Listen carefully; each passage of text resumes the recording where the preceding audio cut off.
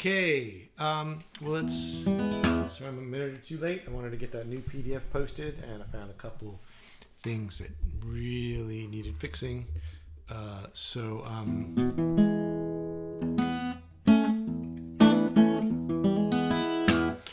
let me know if the sound is okay, if you can hear the guitar. And if the voice is loud enough and all that stuff. And then I'll play through one pass of the tune. And then we'll start working on improvisation for Big Surly. So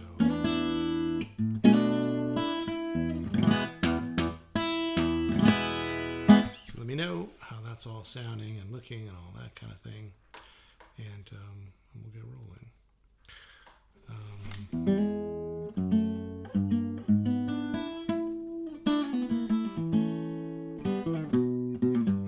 Did I change the naming protocol? Did I fix? Is it different naming protocol for the PDFs? You're welcome. I didn't realize I'd fix that, but I'm glad it's fixed.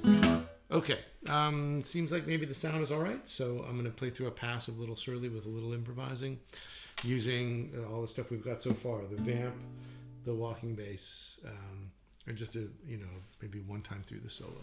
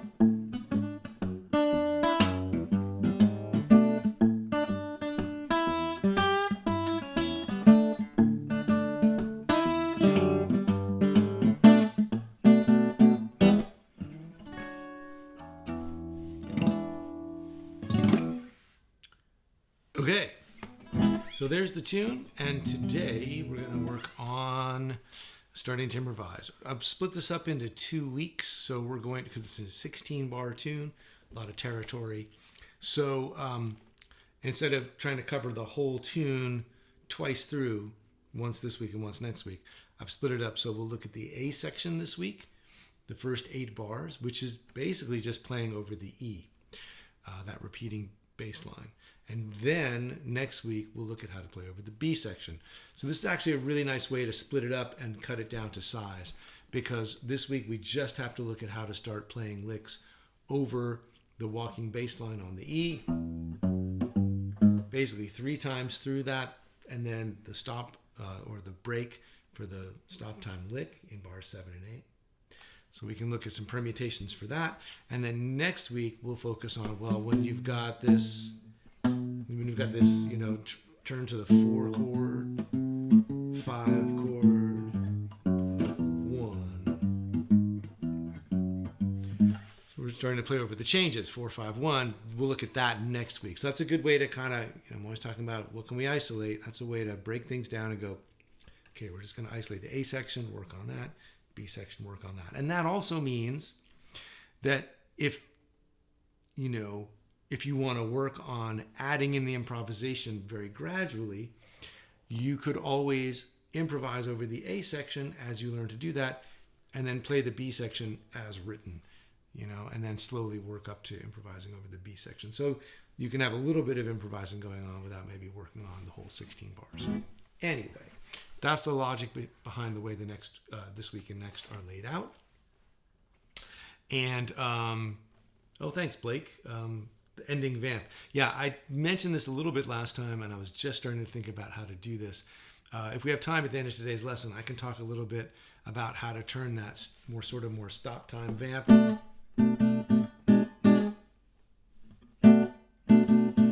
into that walking bass vamp.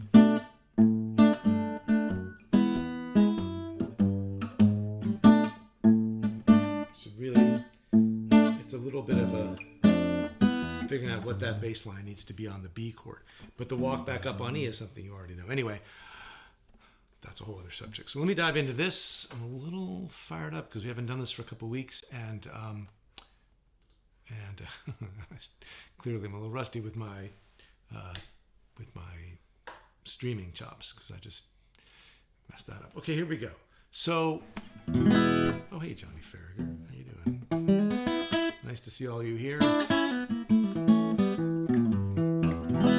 And yeah, I have to say, I got to see 7 Fingerstyle 5 members in person when we did the Rocky Mountain Guitar Camp last week up in Arvada, Colorado. And that was super fun. So it's nice to get out in the real world and find out what people are really working on.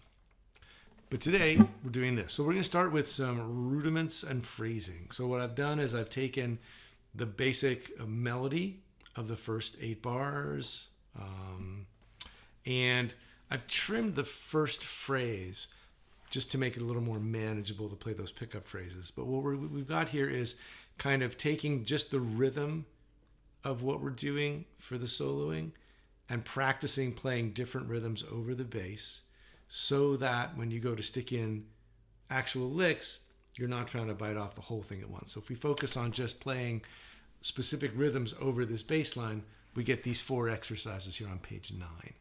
And the first one goes like this.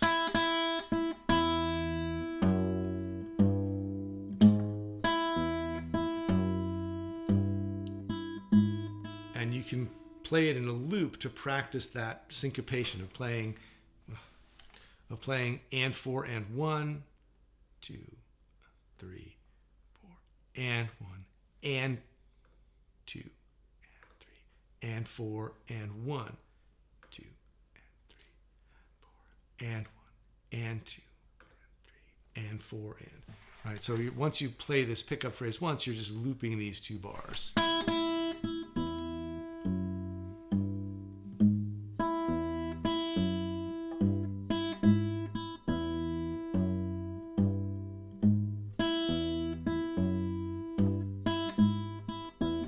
So if you shorten that opening phrase to just something like, right, you'd have this rhythm with a little answer. And this is a really typical kind of blues phrasing where you basically have a phrase and then you shorten the phrase for the answer. Da da da da da da. Right, and if you listen to tunes too, This is like, I mean, you can start to sort of characterize these rhythms by songs that you may have learned. So like if you know Trouble in Mind, this is practically the phrasing for Trouble in Mind, the opening phrase. So it's not, I mean, Trouble in Mind's a triplet phrase up front, but it's like Trouble in Mind, I'm blue. And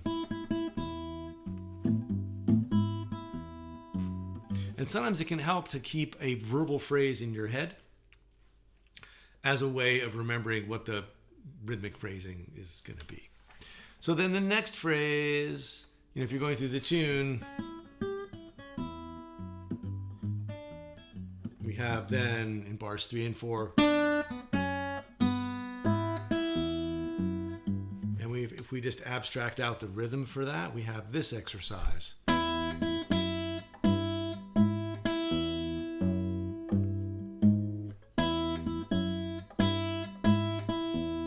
And so even if you're, you can use these exercises just to practice the song itself. These are just really good thumb and finger coordination practice. So even if you're feeling like, I'm not really ready for the improvising yet, these are worth working on. And you can just count them out at, just syncing up where the pinches are happening. 1 and 2, 3, 4, and then one bar of just the bass. Right? So the pinches are always happening right on the downbeat, right with the thumb. 1 and 2, 3, 4, and 1, 2, 3, 4, like that. Now here's a longer phrase, and we have the same pickup that we had up here, and 4 and 1, but then we continue with quarter notes, and then we have a little syncopation at the end. So this is and 4 and 1 and 2 and 3 and 4 and 1 and 2, 3 and 4 and. So if we play it in a loop.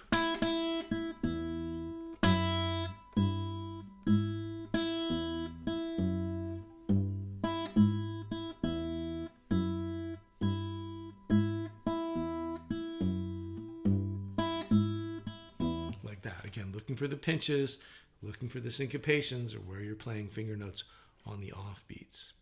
And of course, this actually, tracks to the third phrase of the tune in bars 5 and 6. And then here we have the stop, a way to practice the stop time in bars 7 and 8. So, where we would have,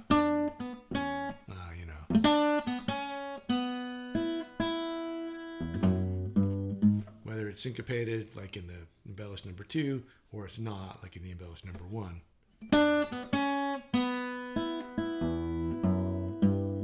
Right, so to practice that, we have a pinch on beat 1. Again, I'm on the 4th system here. So 1 and 2, 3, 4, and 1, 2, 3, 4.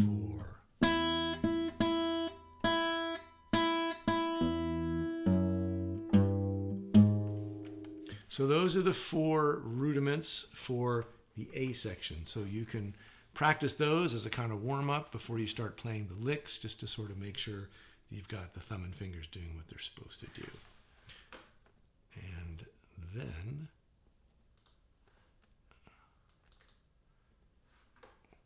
we're going to get into some scale choices. So this is basically, we're going up to a major third here in the bass, but the licks, we're going to stick to kind of we're not going to use a lot of major third kind of sound on this particular improvisation. You could, but for this week, and for this improvisation in general, I'm sticking to more of a minor sound. So we've got the minor pentatonic scale, E minor pentatonic, with the root, flat third, 4th, 5th, flat 7, root, and flat 3rd.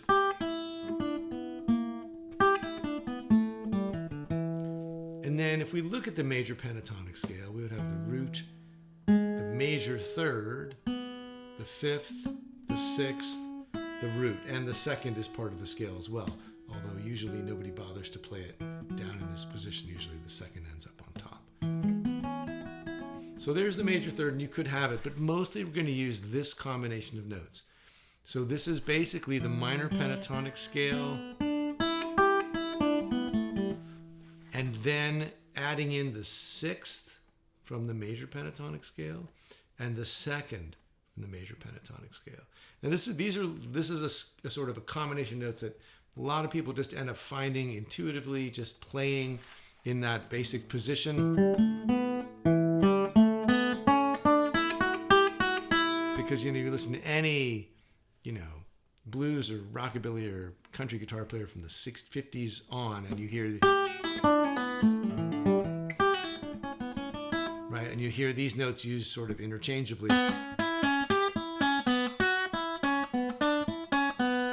Right, the sixth and the seven, the two and the flat three. And I could have put in the flat five as well, because that comes from the blues scale, and we could have thought of that over here. But basically, this combination of notes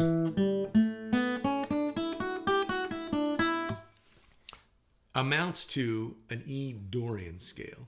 So a Dorian scale, we're not going to worry about where it comes from or how it's derived right now. Although, if you want to go check out the whole theory section that's posted in the membership, you can. As you get towards the end of those lessons, I talk about modes and where they come from and how they work. But basically, you can think of E Dorian as an E minor pentatonic with the sixth and the ninth, or the second, right? But mostly the sixth. So, and in particular, the sound of the sixth and the flat third, or the sound of the flat seven and the second. So those kinds of sounds, and we'll see some of that crop up in these examples. Okay, so let's start off with a model solo, right? So again, if you're not totally ready to just dive into improvising, you can learn this model solo and play it as a variation on the theme, right? So I wrote out A solo,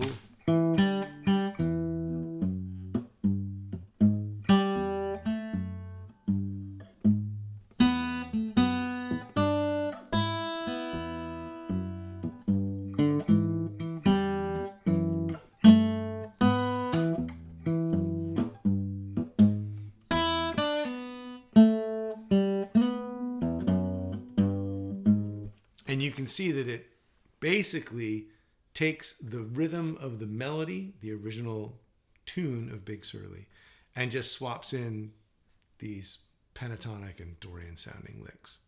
So that's what the model solo does. It basically follows the rhythmic contour of the original melody, but swaps in different notes. And if you look at the way these notes work, they tend to either start or end, or both, on a chord tone. So this opening lick starts and ends on the root. And then that's going to the fourth, but it's really kind of a transitional lick. And then we have this lick here starts and ends on the fifth, which is also a strong chord tone. And then this one starts on the flat seven to the root and then lands on the root. And then here's a lick that lands on the fifth, starts on the root and lands on the fifth. So roots and fifths, starting points, end points. So this is one way you could do the solo. And again, it's made up of a series of 2-bar statements. So to start building a vocabulary of licks we can use to mix and match and improvise, here's the first 4 bars. This is the first 4 bars from the model solo. Here are 3 other permutations. The exact same rhythms, pretty sure. I never should say exact, but basically the same rhythms, and then different pentatonic notes swapped in, following the same phrasing and following this rule of starting and or ending on chord tones. So if you've been around here for a while, you've been through more than one of these fundamentals of improvisation lessons. But if you're new, this is the idea. This is kind of a stepping stone to just winging it completely off the top of your head. And the idea is you set up this sort of rhythmic constraints and these melodic choices, these rhythms, these melodic, these scale notes that we can use, and these rules about starting and stopping on chord tones. So 3 rules basically.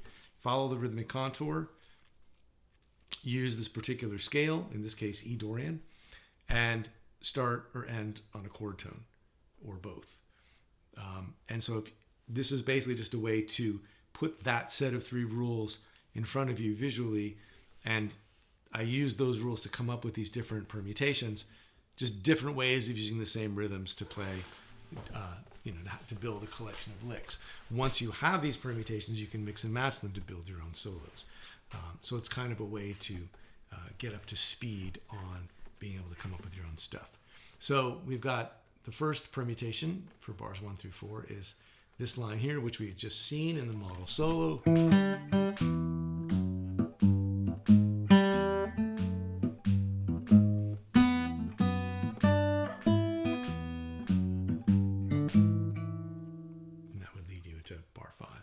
So here's the first permutation.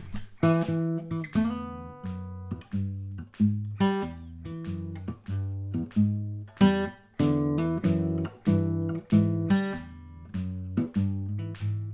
that one more time.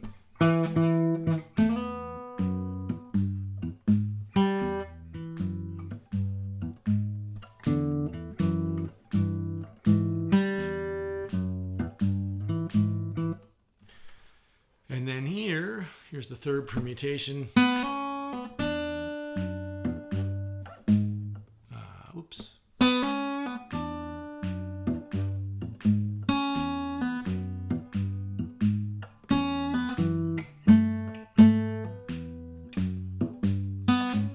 Right, so there's that major 6th, right, giving it that Dorian sound.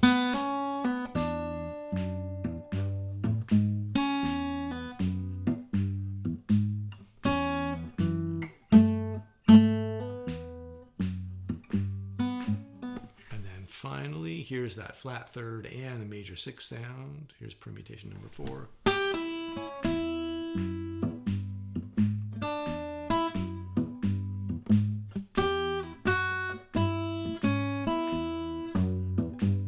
One more time.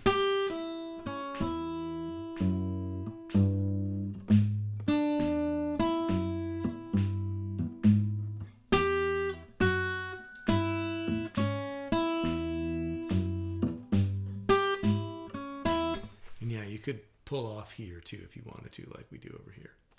So there's the first 4 bars, different permutations for that. Now here's bars 5 through 8. So again, straight out of the model solo, this is what the model solo looks like for bars 5 through 8.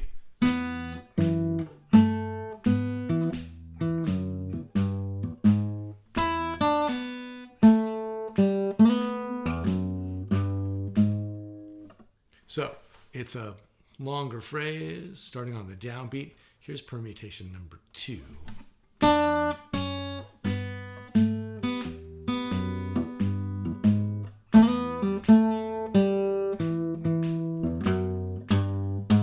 So it's really one lick and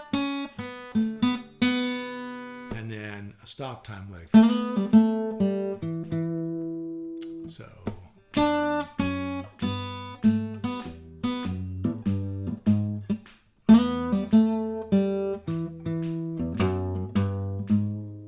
here's permutation number 3.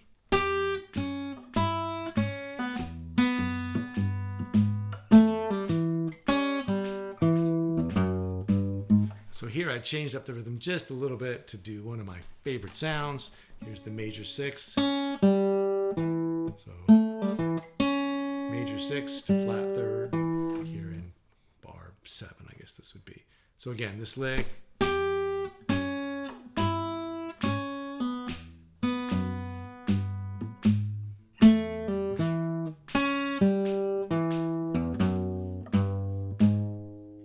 Finally, permutation number 4. We got, oh,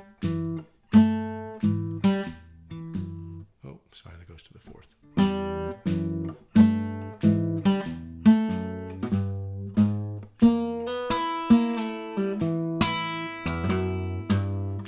So these stop time licks, these are all good single note licks as well as working for this particular section.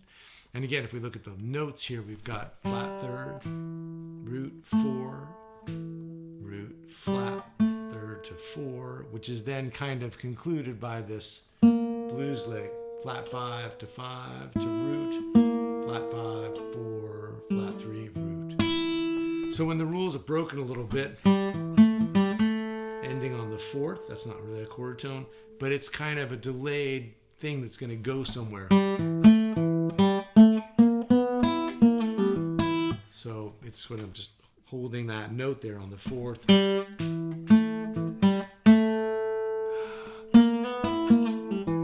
And then concluding it a little bit down the line. So those are the permutations for bars 5 through 8. Now, we can start to swap things around, right? We've got 4 different ways to play through the first 4 lines. And so in each one of them, there's little bits we can take apart and reuse in different ways. So there's the pickup phrase. So we could start with the pickup phrase from permutation number 2. And then we could answer it with this little answering lick from permutation number 4. And then we could play the longer lick from permutation 3. And then we could use this pickup phrase to get into the next measure. So this is how, once you've learned each line, each 4 bars by itself, if you look at it a little more closely, you can see, oh, this is a whole, this is a whole vocabulary. This is 4 different ways to start. This is 4 different ways to answer my start. This is 4 longer phrases that start on the downbeat. This is 4 ways to get into bar 5. So there's a lot of vocabulary hidden in just this one page of stuff. So if I go through and I play these 4, these things that I've chosen, that I've circled, then I get this.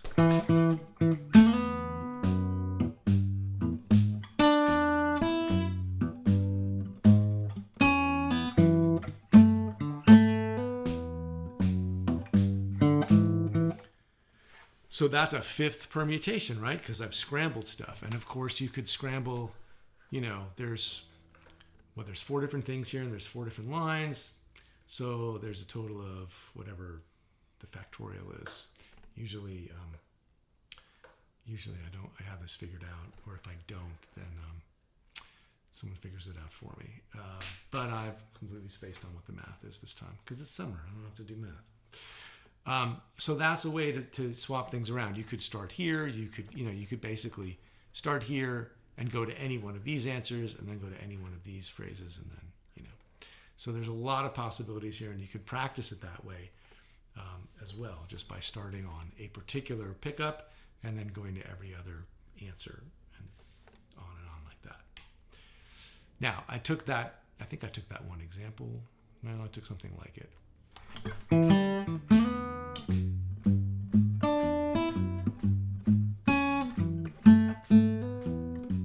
So it's basically got a slightly different pickup phrase. But basically, I took that combination, and then on this next page, I added in some of the groove elements that we talked about 2 weeks ago. So here's the bass pull-offs while the melody's at rest. Here's more bass pull-offs while the melody's at rest. And then when the melody's more active, with an 8th note kind of thing, here are the ghost notes on the offbeats to kind of keep the melody, keep the groove moving along. So if I played without the groove elements, we'd have this. And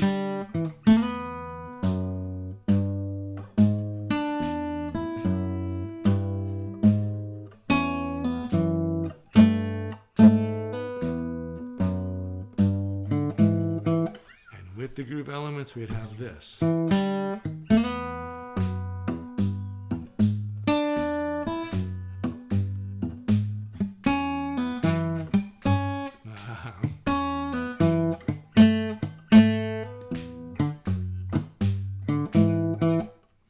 James with the factorial. Thank you very much. 4 times 3 times 2, 24 possibilities. Thank you. Okay.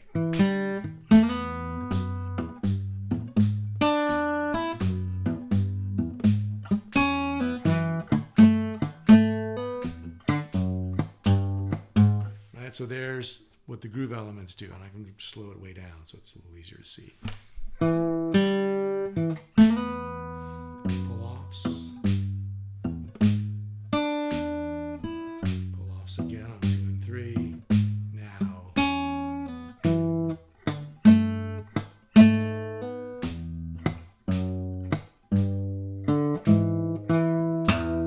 And up to tempo.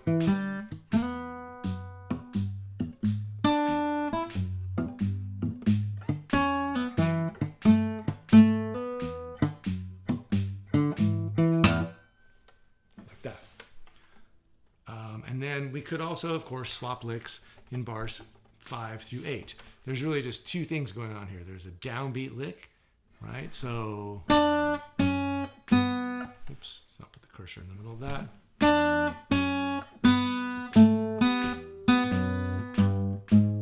And then we could answer that with a different stop time.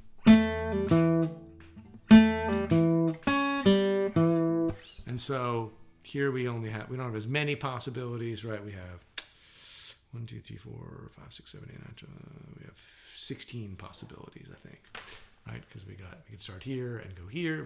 That's 1, 2, 3, 4. Start here, 5, 6, 7, 8. Start here, 9, 10, 11, 12. Start here, 13, 14, 15, and 16. So for each one of these you could start with, there's 4 ways to land. And so this is just one choice.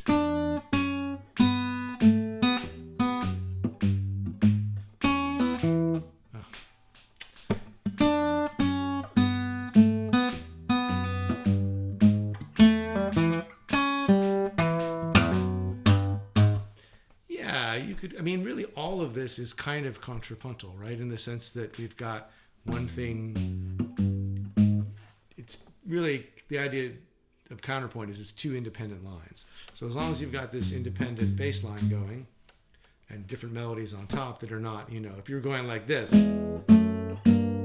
it's not really counterpoint. It's just kind of a harmonized bass line. But if you've got something that's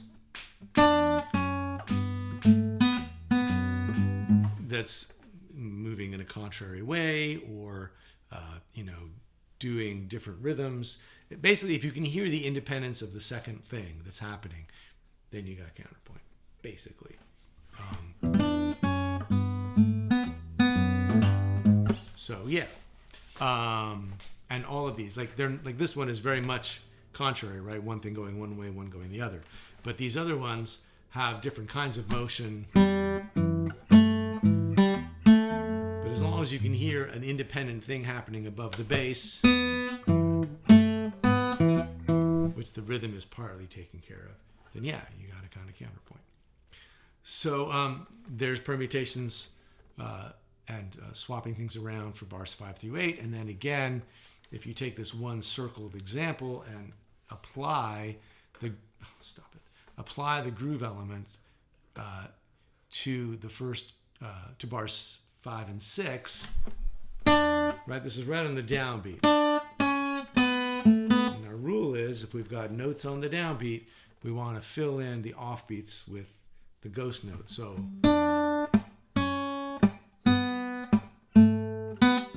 and now we've got a note at rest on top, so we're going to fill in with the bass pull-offs.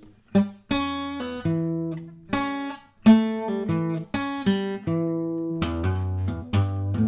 again, no melody, so we're going to do some pull-offs here. This line is pretty busy, so we don't really need a lot of groove compensation, right? So without the thumb, we have, and I'm using this kind of right hand staccato there on that note on the and of 4. And then an and pick up into, why can't I play that note today?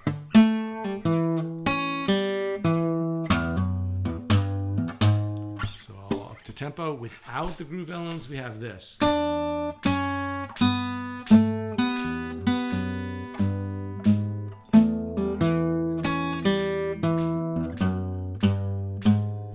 With the groove elements, we have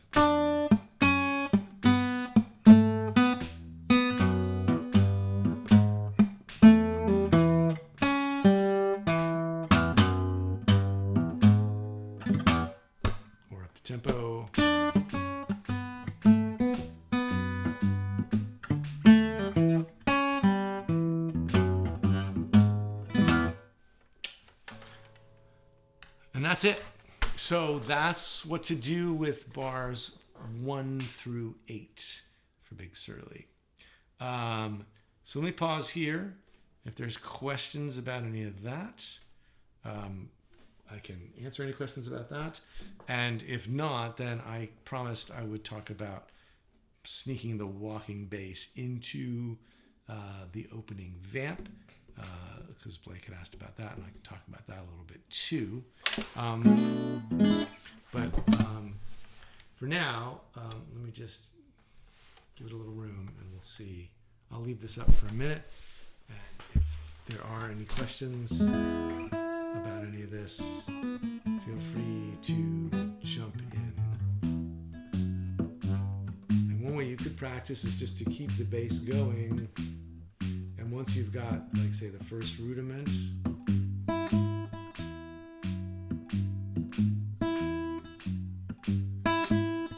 you can try just landing on different notes.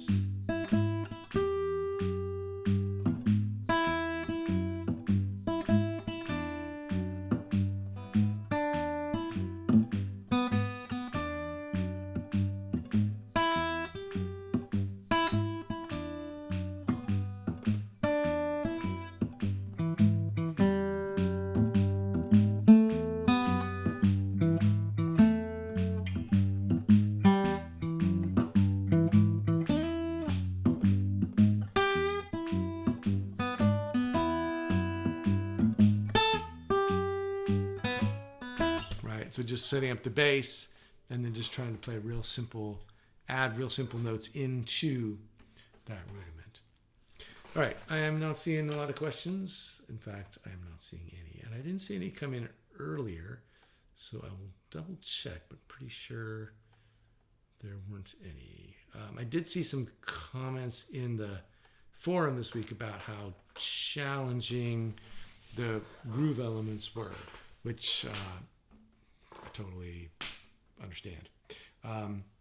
If it's, you can just, I hope I mentioned this last time, but you can always just pick one to work on at a time, right? Like just the ghost notes or just the pull-offs, that kind of thing.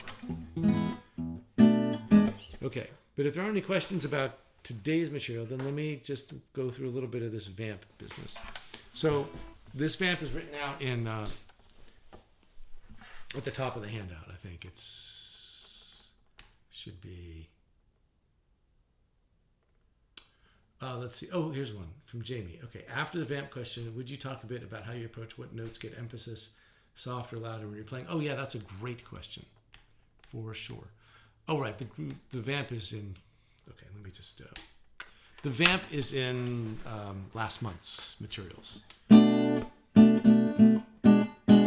So I'll just talk about it now, but if you need the tab, go back and look in the June material, which if you're new, it's archived. You can definitely still go and get this PDF.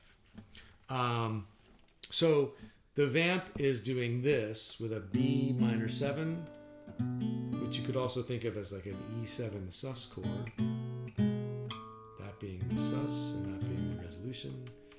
So we're going to start with this shape on the 5th fret, 5th string, 2nd fret, 3rd string, 2nd fret, 2nd string, 3rd fret, and then go to 2nd fret, 1st fret, 3rd fret.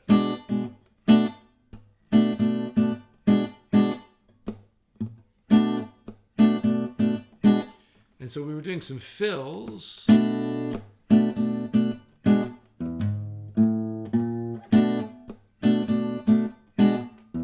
a bass fill, but you could also have a single note lick on top.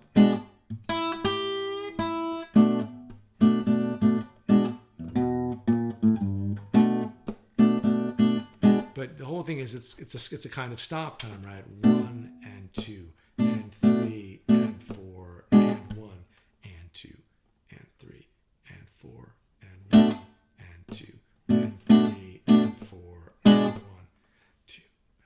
So you have a bar that you can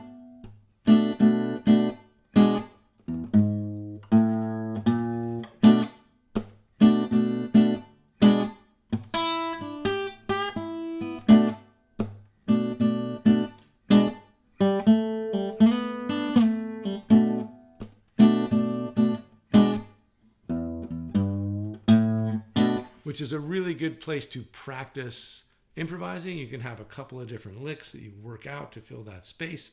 I mean, I wrote out a couple which you can also just grab and use. But then modeling on that, you can come up with some additional licks so that you've got this place that you can practice improvising or dropping in things of your own.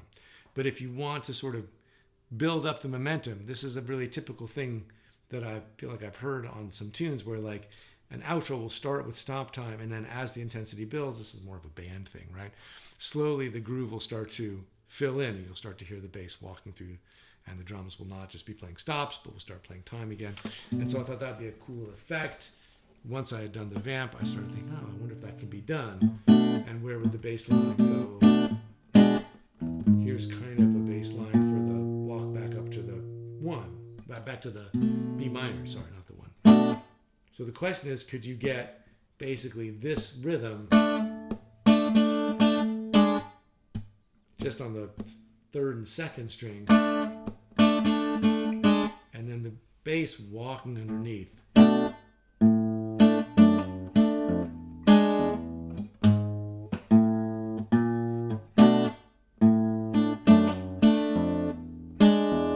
And it has to be a bass line that kind of works with that B minor chord. That's my instinct, but it sounds kind of wonky. So really what it needs to be is the root of B minor, the flat 7, the 5th, all chord tones, right? And then a chromatic step, which is what bass playing often does. Flat, what is that, flat 5, down to what's now the root of E. So you might just practice the bass line.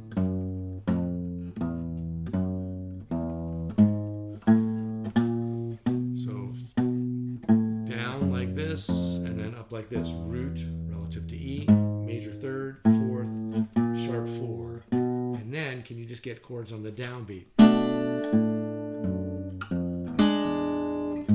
And keep that anticipation on the end of 4. So 1 and 2 and 3 and 4. And 1 and 2 and 3 and 4. And then can you do that original rhythm?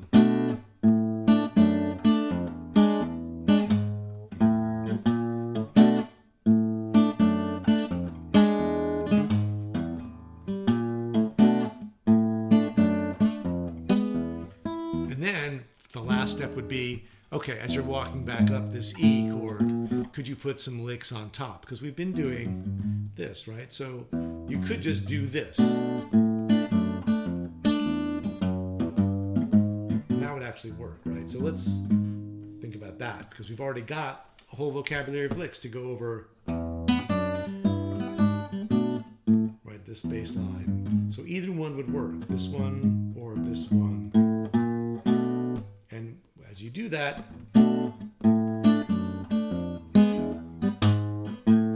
you could have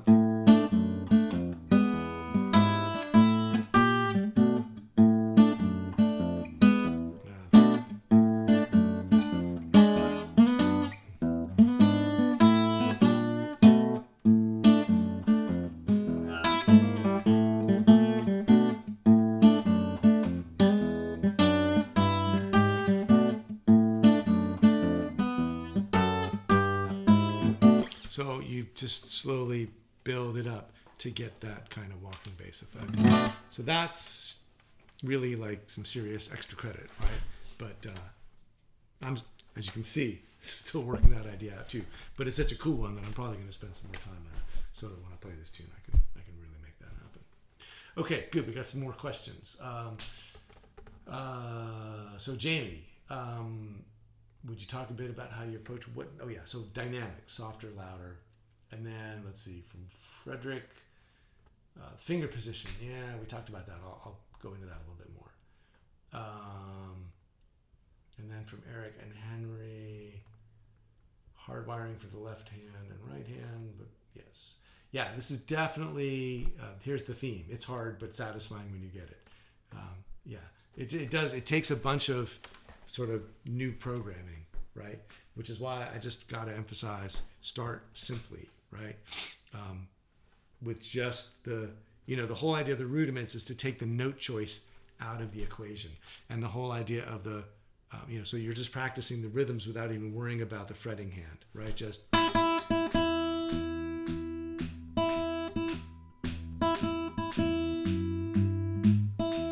So even start without the walking bass, right? Just break it down into steps. So just get the coordination of the syncopation. Then the bass line.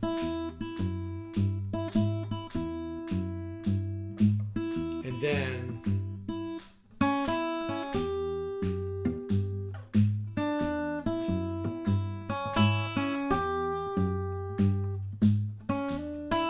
I think in one of the previous lessons we did talk about which finger goes where and some rules for that. But really work them out as slowly as you need to. You can basically, you don't have to do any of this in real time at first. You can really... Okay, so far so good. Oh, I'm going to have to let go of the note. That's okay. The melody, it's a way of fooling the ear, right? Is almost as good as holding it out. So work out the fingerings one by one. It's like working out 4 different chords. That's that shape. That's that shape. Oh, that's that shape. That's that shape, right?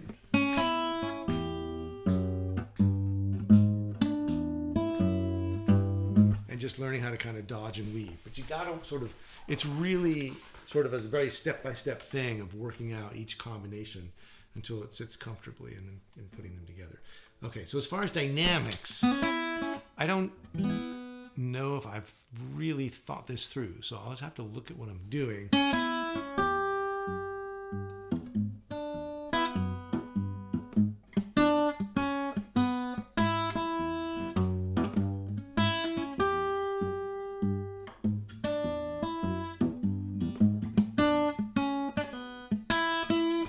Boy.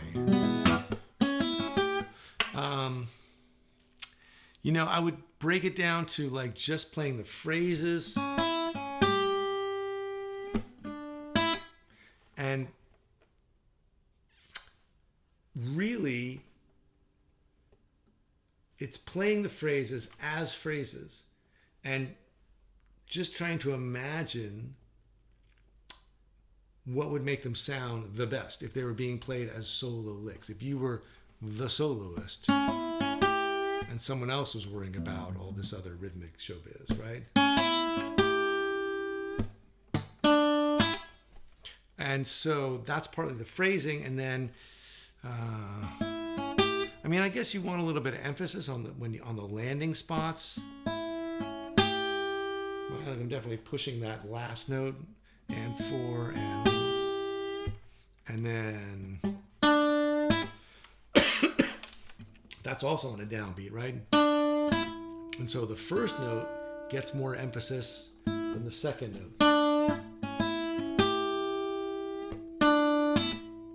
Even though there's a bit of a snap on the second note. It's kind of one of those things of just having to play through it and use your imagination to go, well, what would sound best?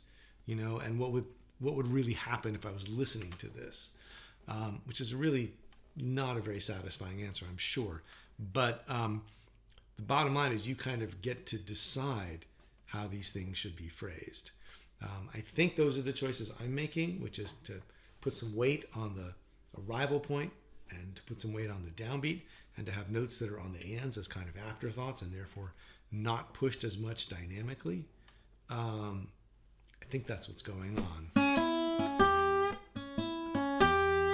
da, da, da, right? It's very conversational is the idea.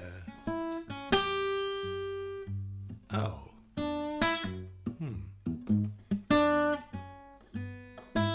There I'm definitely, it's really, right, and these notes in between, it's the the ands are certainly like given less weight. One way to do this also is just consciously play everything at full volume and notice how wrong it sounds.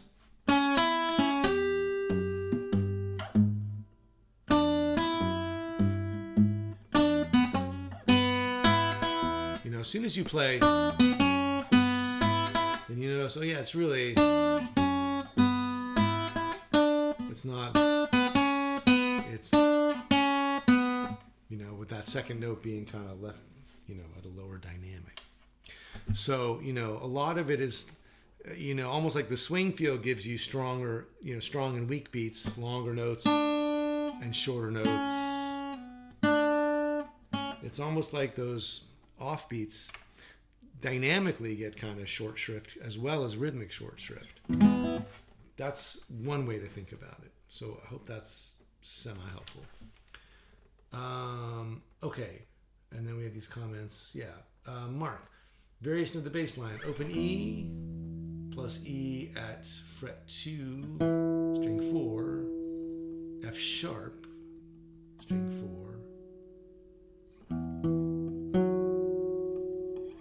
G, string 4.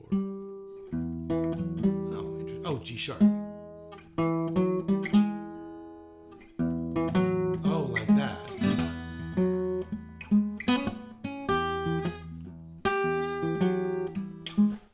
Okay, cool. That is definitely challenging. But if you can get it to work, amen. There are definitely some other variations as well with quarter notes. I mean, that's one. Again, you have to sort of double up here to make it work. And it makes it challenging kind of for the fingers, right? So this is really kind of one of the simpler ones to negotiate. But another one is one that I think of as the honey dripper bass line. And I think I either just did or I'm about to do a YouTube lesson with this. So root, 6th, 5th, and 5th. Which, you know, if you know that, well, the Honey Dripper is an R&B tune from the 50s, but or the 40s. But then there's a Jack McDuff and Grant Green version of it too, which is where I learned about it first. This one sticks to quarter notes.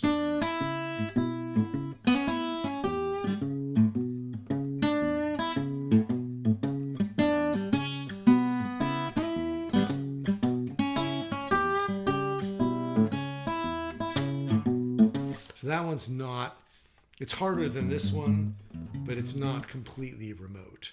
And then there's like doing like some of these Chicago bass lines. Like root, flat 7, 5.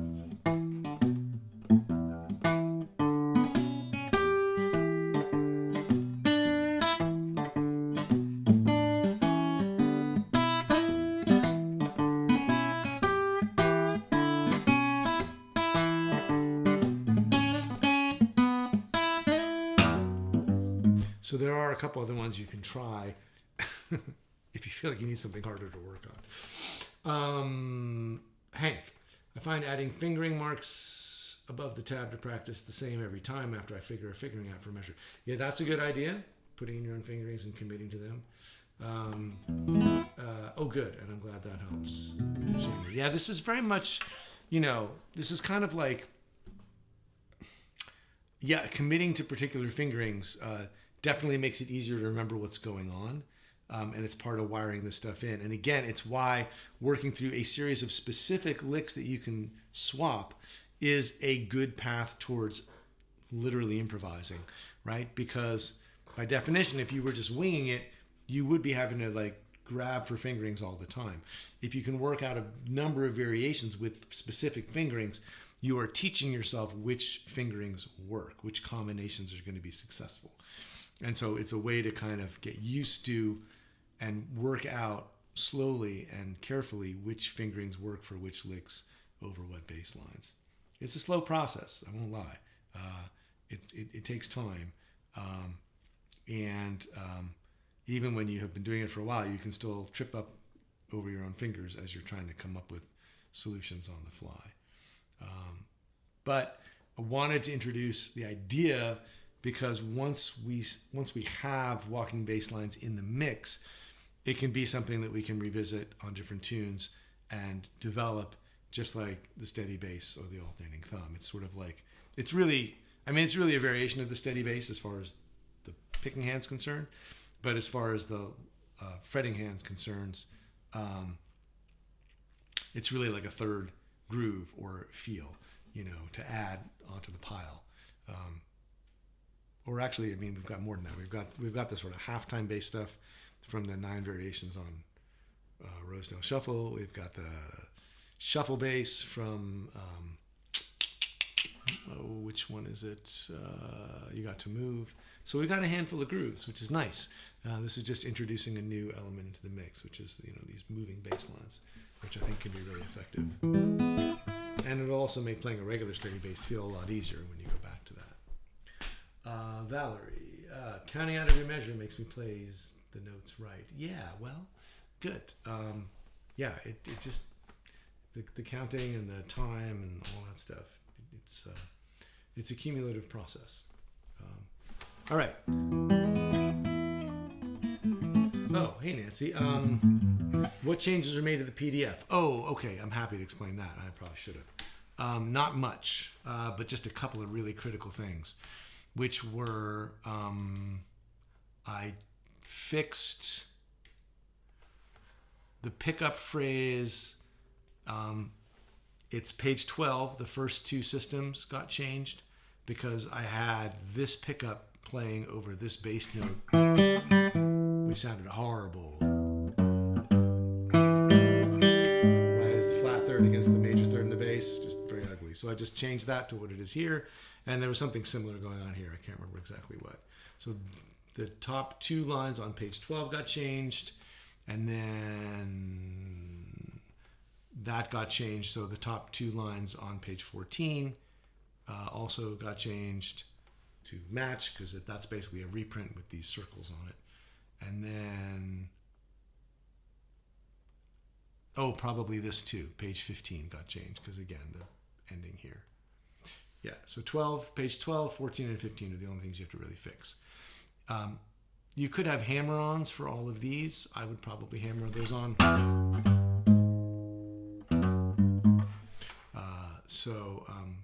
I didn't bother to put them in because sometimes I play them without and sometimes with.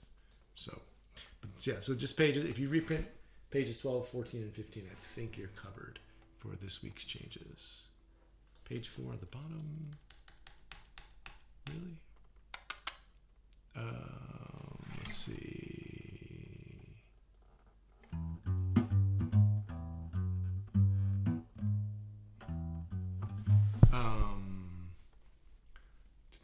Score. Oh, I don't know that program. I'm really good at improv. I just need time to prepare. Yeah, right. Oh, good. Well, I'll check out Fourscore. I don't know anything about that. All right. Well, next week we will have the second half of the tune to work on. Same process. So if you want to just sort of look ahead a little bit and see what that looks like, it's going to be, we're going to, take it through. Did I want to change page 3? I can't remember. Oh, maybe.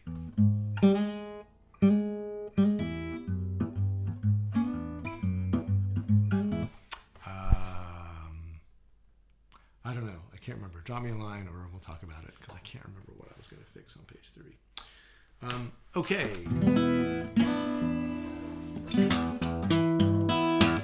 Thanks for being here. And what do we got? We got one more week of this, and then in September we'll work on arranging the tune, and then starting in October we'll be doing Key to the Highway. So nice to have you all here. I'll play a little bit of the tune to take us out. think there was some kind of typo in the scheduling, but I believe next week's live stream is on a Thursday, so I'll make sure that the dates and the day are correct.